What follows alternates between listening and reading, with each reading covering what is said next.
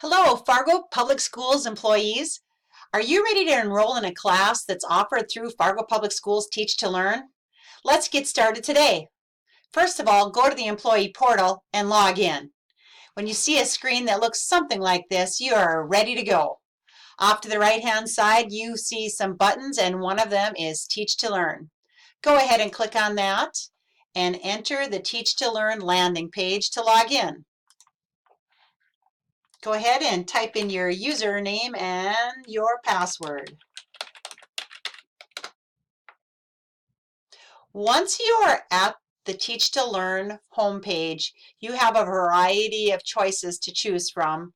In this case, we are trying to actually enroll in a course under Teach to Learn that has been registered. In my case, I'm looking for a flex time class for our marketing course alike team. So what I'm going to do is I am actually, in this case, going to search because I know who the instructor of the course is. And the instructor's name is Denise Jonas. So I'm going to type in the name for Denise Jonas and click Submit. When I know the teacher, it's easy for me to go out and find the classes that I would like to enroll in.